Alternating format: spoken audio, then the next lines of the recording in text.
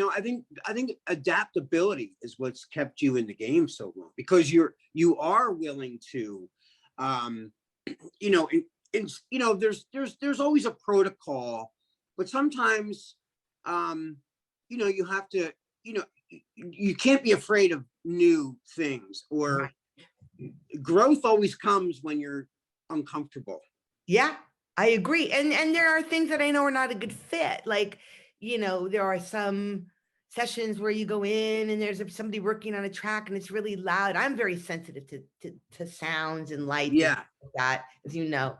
So I know that I won't put myself in, there's too many people in the room or somebody smoking or all these things. So I can't be in that sort of situation. Right. So I know, and the people who help me book my sessions know I just want to be in there with somebody. Now I haven't been in the room in a year. It's all been via Zoom. Right. It probably come back in the summer, I think.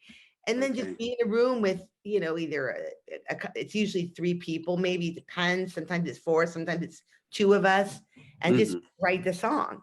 And then lately, because of the pandemic, I've been doing a lot of, like, people in Europe will send me things where they want lyrics, and I'll just do lyrics, which I can do. Right. It's kind of fun because I can just be in. One thing I like about the pandemic is I can work with people all over the world. I'm just in my office on my computer, and I don't have to get in my car. But I do miss traveling. I did a tremendous amount of traveling over the year. Yeah, I know. Europe every year, and London every year, Nashville, New York, and I'm looking forward to that coming back. But I'm also looking forward to I think with Zoom, I think the world's getting smaller. The world will stay. I'll still be able to do these sessions with people instead of, going to London, going to Stockholm and all this. It takes you days to get over the jet lag. And then you don't even know if it's going to be a session that is a good fit. And then you might come back with so that's been an upside. That's wonderful. Yeah, I mean, it's so, like now, the world is so much smaller. You can do all these things without having to leave your house. Yeah. Now let me ask you this: if there was anyone right now that you want to write with, who is it? Gosh. Who? It's a John Legend. I really want to write with. I'm actually a dream, John Legend. There's a girl called Her. I think it's spelled H. I know Her. Yeah. I love Her. Yeah. Her. Now these are people. I mean, yeah, I'd love to write with Taylor Swift, for instance, but I know that's not going to happen. She writes with other people, doesn't she? Co-write with people? She does, but I don't. I think it's usually more musicians. Because she's lyrics. So she does what you do with musicians. I get it. Never say never, but I'd love to write with Ed Sheeran. I did one just with a song that he ended up working on, but never in the room. So I'm a big Ed Sheeran fan. Me too. I love him. I'm trying, I love the group Haim, who was on, when they were on the Grammys. They're terrific.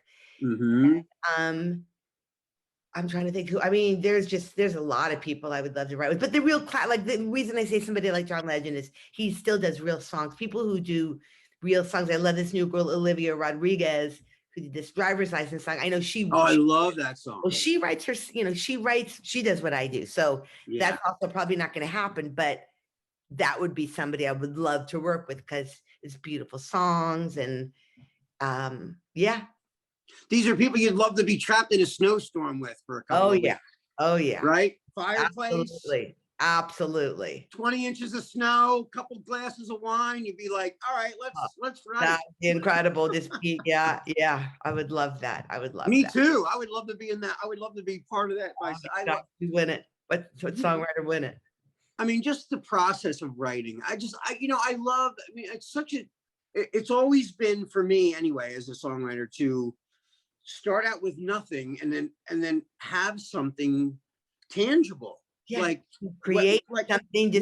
Whether everyone in the world hates the song, if you like the song, you feel like you have to like what you do yourself. Yes. And process. Sometimes, like I was just asked to do something very interesting. That's like a saxophone player, like a classical saxophone player. I never get asked to do stuff like that. Is doing an album, and I thought, okay, now this is not going to really generate any income, but this is something that creatively is intriguing to me, something different. So I'm always interested. Like that's why I'm working at a musical, and that's been really fun because it's something. But the music is like rock and pop and country and bluegrass. So it's the kind of music that I like writing, but it's something different. So I think after having written songs now for so many years, I'm choosy about, I don't chase things so much anymore. And I'm choosy about making sure that it's something that is going to be creatively inspiring. And I agree with you, even if nobody hears it, if it's a great day and you make a connection and you feel inspired, then you've accomplished something amazing. And sometimes you never know. Sometimes it could be 10 years later and suddenly you find a home or a use or something for the song. I've been trying to organize my songs recently.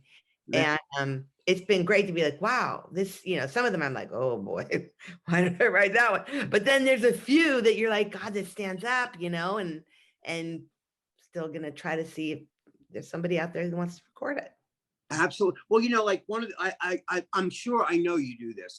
I do it all the time. I have my iPhone and I sing a million ideas into my iPhone. So like, or somebody, I'll overhear a conversation and the topic is just incredible. And I'm like, and it'll make me think about something. And then I'll get in the car. And by the time I get like to the red light, I'm like, I hear this melody or this idea and I quick grab my phone, I sing into it, and then I have it. Then like a week later, I listen to like 20 of them and delete. Oh, this one's pretty good. Delete. This one's pretty, like.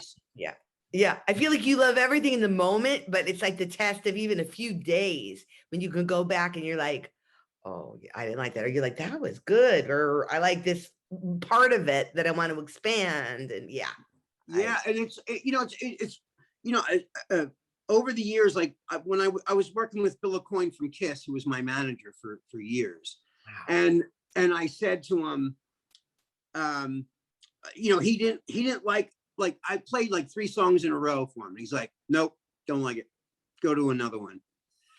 And then like by the time I got to the 4th one and he kept saying no, I'm like, and he said to me, because he could see I was getting a little, flustered, and he's like, Joe, you got to learn how to kill your babies.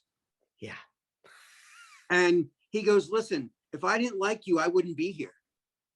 So it's not that I don't like you.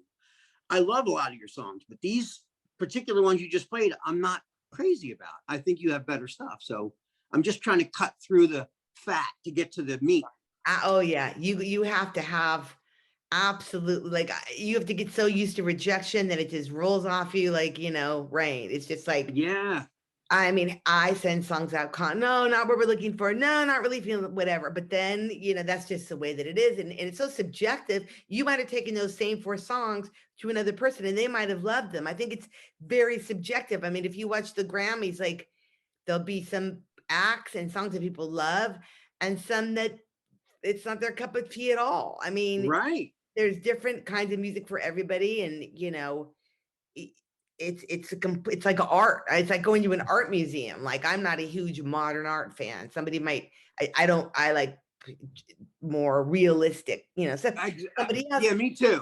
Yeah, but you know what? And I'll go to the modern art. I'll be like, that's like a dot in the middle of it. But then there's people that love that, and it speaks to them, and they see possibilities in it, and they love that. And I don't think there's any right and wrong. I think it's personal. It's the eye of the beholder. It's really that's why Baskin Robbins has 31 flavors, for God's sakes. Yeah, then I think probably have more than that these days. Probably, yeah.